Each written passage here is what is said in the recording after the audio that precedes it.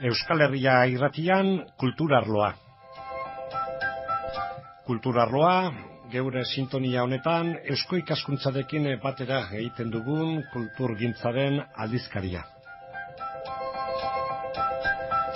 Azaro hasi berri honek ekarri behar dizkigun interes puntuetan bat eusko ikaskuntzaren kongresua da. Lau hitzetan dago definitua enuntziadoa. Lau hitz eta lau kontzeptu. Gizarte aurrerapen iraunkorrerako berrikuntza. Aurrerapen, iraunkor, berrikuntza, gizarte. Beraz, zer dagoen gizartean nora joan beharko genuken. Eta azaroren 18, 19 eta 20 Gasteizen izanen da kongresua.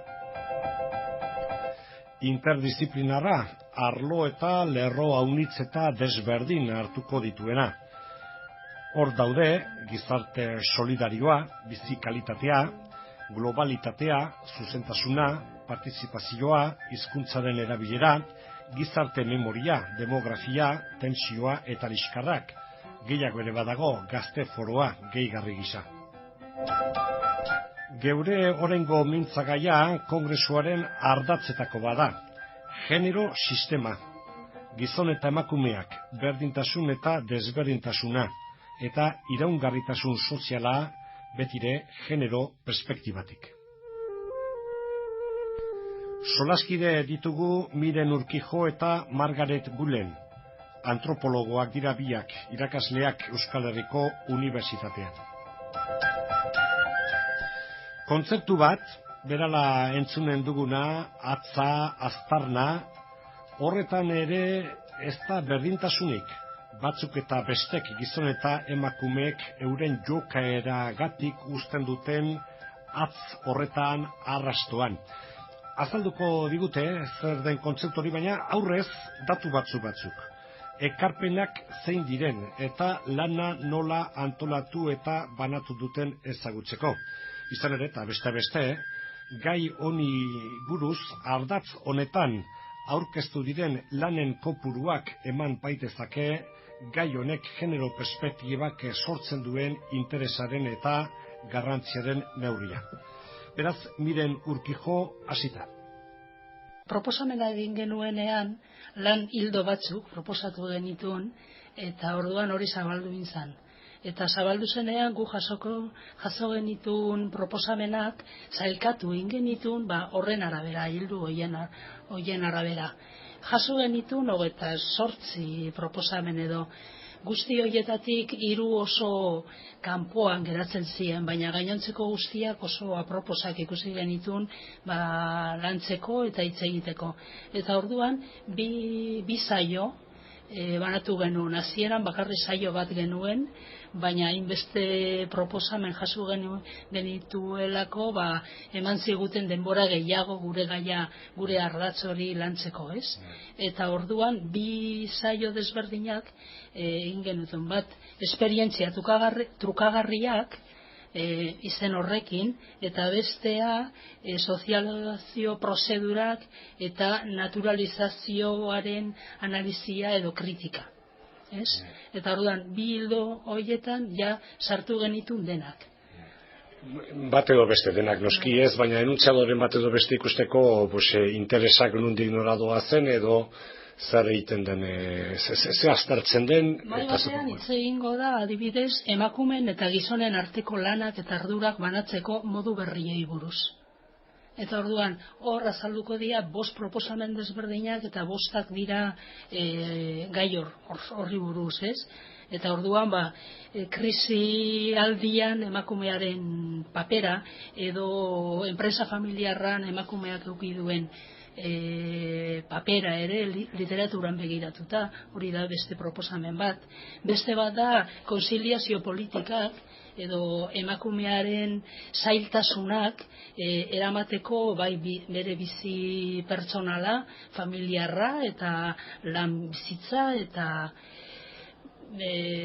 zainketa ere landuko dugu beste mailan. Eta hor hori. Zaintzaren konzeptuan gertatu diren aldaketak izango dira hildo nagusiak mai horretan adibidez, hori, nola landu eta nola eraman amatasuna modu berri batez, edo aitatasuna, ez? Gero ere, desgaitasuna, ez dakit, elbarrituen gaia ere, ikusiko da, askotan ez dugu ikusten, baina emakumea izatea gain, mezuna zuten izateaz gain, askok daukate beste handicap. Edo, segun nola ikusita, dia erronkak beraientzako. Maitasuna, zeinek mantentzen du gizartea eta beste baten izenburua. Bat daukagu euskeraz, bakarra, hemen dago itzultzen, erderaz ikusten eta euskaraz jartzen, emakume eta gizonen arteko berdintasunaren mugak, feminismoa, maitatasuna eta maitemintzearen arteko tensioak gazteen bizipinetan. Orduan gaiak dira politika ere, Agenda 21, beste batzuk, ze adierazpen. Oso zabala, bizitzen arlo guztiak agertzen dira, etxe barnua, kanpoa, laborala, emozioak, besteak.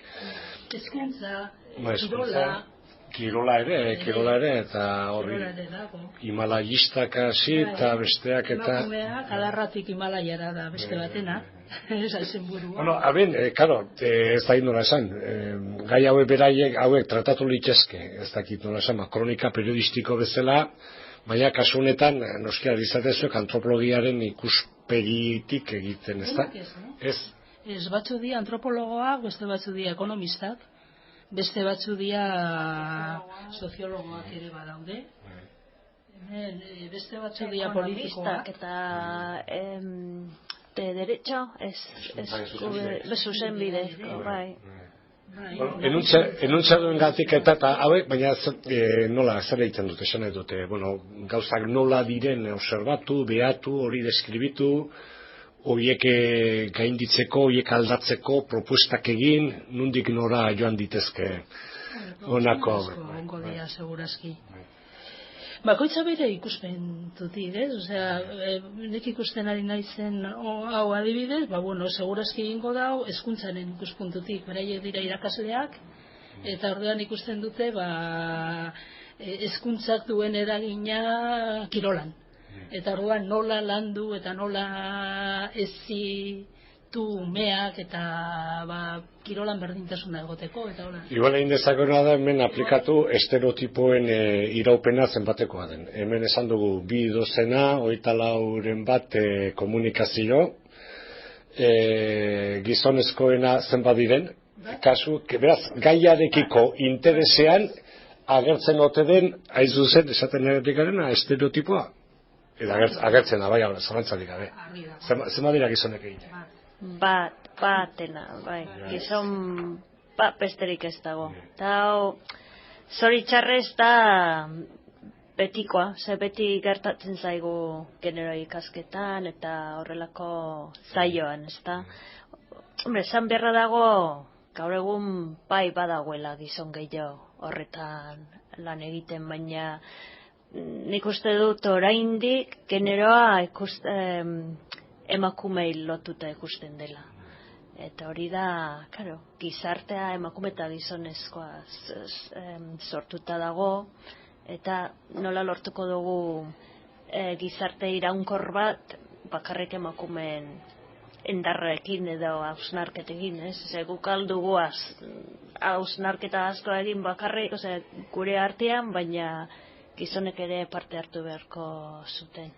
Hemen ez da gertatuko da, behar badala da, ez? Estatusarekin konforme edo, eramangarri egiten zaizkiez, behar bada gizonei, eta emakume dira berritu eta aldatu, eta berrikuntzaren premia gehien ikusten dutenak. Hola da. Segurazki bai, baina igual gizonek ez dute ikusten zer irabazten duten berdintasunarekin, eta irabazten dute asko ere. Baina ez dute ikusten. Hortxe, beraz, klabeetako bat, gizonek ez dute ikusten zer irabazten duten, zer bat irabaziko luketen. Miren Urkijo eta Margaret Bullenekin ari gara. Eusko Ikaskuntzaren kongresuan, genero sistemaren ardatzonen arduradunetako batzuk dira haiek. Kontzeptu bat, geuretzat behintzat berritzaile egiten dena, modu honetan erabilia bai behintzat, atza, aztarna. Ekologiaren arloan ezaguna gizon emakumeen genero edo genero perspektibara aplikatua. Margaret Bullen. Zibilizatzaile zango da, bai pertsonalki, bai gizarte bezala, ze marka, ze huella usten diogu gizartean, lurrean, animal batek usten duen lurran bezala. Da, gu pentsatu behar dugu hemen gure bizitzan animale bezala gara, lurra zabaltzen dugu eta marka usten dugu. Beraz, bai, modu ekologiko batean, ura eta zaborra eta hori dena saiatu behar gara marka ez ustea, mendira joaten gara bezala, zaborra etxera eraman. Pues gauza bera gertatu behar da gure gizarteko harremanetan, gure nik uste agian esenplo argiena da zaintza.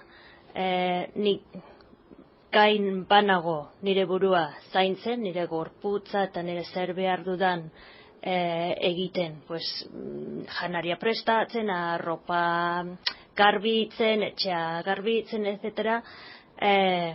Pues ez dut hainbeste atzik usteko nire lurrean, nire bizitzan. Baina beste pertsona batek, eta gure kasuan, pentsatzen dugu gizonek emakumea baino atz handiagoak usten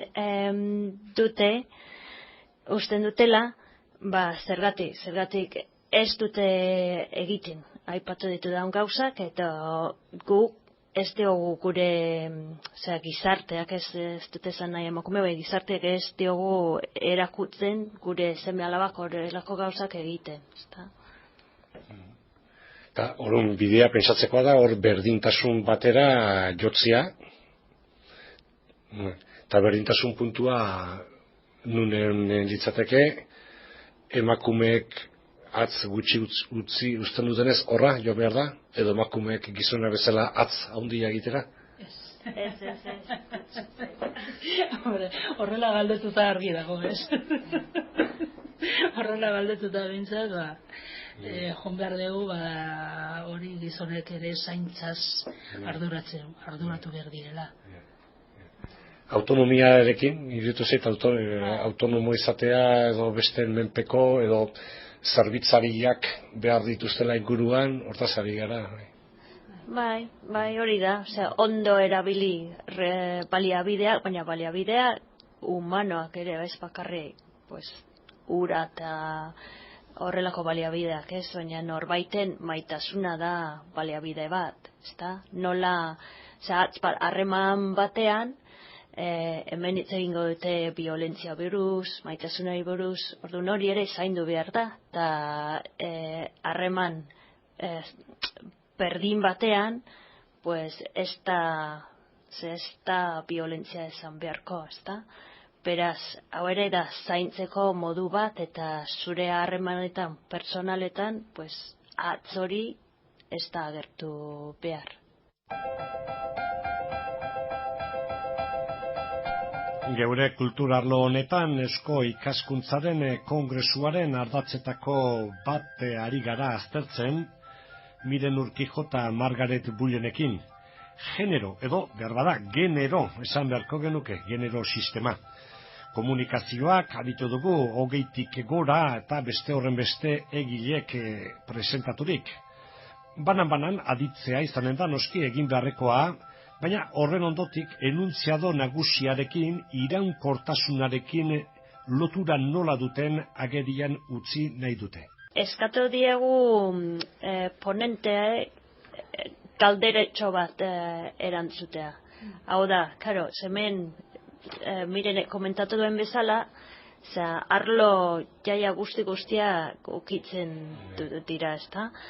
Baina batzuetan ez dago oso garbi zer nun dagoen lotura gizarte iraunkorraren sormenarekin, ezta? Beraz, hau da gure galdera, antolatu dugu hainbat zaio txikitan, eta gero bakoitzean eskatu diagu erantzuten, pues, generalki da, galdera orokorra da, zer ikusirik dauka zure gaia gizarte iraunkor batekin. Osea, hau nik pues, kirola egiteko, estereotipos de género en el deporte escolar, edo rasgos diferenciales de los chicos y chicas en la actividad físico-deportiva, hau nola, bakoitzak esan behar du zer lotura dagoen kirola eta gizarte iraunkor batekin, edo violentzia eta gizarte iraunkor hori... Gizarte iraunkorraren kontzeptua oraindik behar da egiten zaigu zer lauso xamarra, difuso xamarra gelditzen zaigu, zuei ez, ikusten dudan ez zuei ja uste dut oso zehaztu dauka gizarte iraunkorraz behar bada oraindik ere ez da egite, hemen ponente komunikazio gilei, beste bai komeni zaigu oraindik ere azaltzea behar bada gizarte iraunkortasun horri, kasunetan zer den kontzeptu hori. Bai, eta batez ere gizarte sentidoan, ez? Nik uste orain gaur egun badakigu zer den iraunkortasuna, miren lehen esan zuen bezala ekologian, ezta? Baina gizartean hori zer esan nahi du? Pues esan nahi du ere, pues harremanak harremanetan berdintasuna lortzea, eta zer da hori, pues bai lanian, bai etxean, bai kirolan, bai adibidez ez da sostenible gaur egun daukagun violentzia, violentzia eta genero, pues hor dago pil-pila, ez da, pues hori ez da iraunkorra. Nola mantendu aldugu gizarte bat, nun hainbat emakume hiltzen dira gizonen eskuetan. Eta hori, pues, lotura ikusi behar dugu hori, eta ezberdintasunak, pues, eskolako kiroletan, ez? Agian, astakeri bat iruditzen zaizura, baina hori da, ez baldin badago harremanak, no esaten da, igualitarios, berdin, gizon eta emakumeen artean, pues, gizartea, pues, gaizki dabil, larri dabil. Beraz, telebizan zaizu, guzti honen ondotik, ondorio batzuk atera izanen direla, edo propuestaren bat plazaratu da izanen dela, behin guztia bildu, guztiak entzun, bueno, eta nondik nora joan liteke, edo zin, bueno, ez dakit, hori, hau da, afaria merendatzea da, badakit, esaten den bezala, baina, bueno, zer, pauta zehatz batzuk, baino gehiago, ideia batzuk, zer atera liteke, hemendik zuen atal honetatik. Edota, nahi baldin baduzu, kongresuari orokorrean, zuen atal honetatik, ze ekarpen egin zaio. Kongresuak baduela helburu hori, ez? Gero hemendik ateratzeko pauta batzuk eta gure gizartea iraunkorra izateko edo bai. Orduan, uste guri eskatuko digutela, gure ardatza bukatu ondoren, zerbait idaztea edo esatea gertatu denarekin lotuta, baina momentu honetan nik ez dakit zer gertatuko den. Egia esan, nik ez dakit, eta momentu honetan zaila da esatea, ez? Hombre, nik pentsatzen dugu gure helburua nahiko simplea dela, eta hori da, hemendik aterako gara guztiak, ideak argiak, sartu baino lehen, baina argiagoak zer den, genero eta gizarte iraunkorra. Hori lortzen badegu, eta hori uste da lortuko dela, generoa eta genero sistema eta ikustea ardatz nagusi bat bezala gizartearen iraunkortasunean, hori ja asko da. Ez da beti ikusten. Ilonen 18-20 Gasteizen gizarte aurrerapen iraunkorraren berrikuntza Eusko Ikaskuntzaren Kongresua. Genero perspektibatik begiratu dugu guk. Ta hurrengo saio batean beste begirada, bestelakoa, arras desberdina agintzen dizuegu kultur arlo honetan. Eusko ikaskuntzarekin batera, hemen Euskal Herria Irratian egiten dugun saio honetan.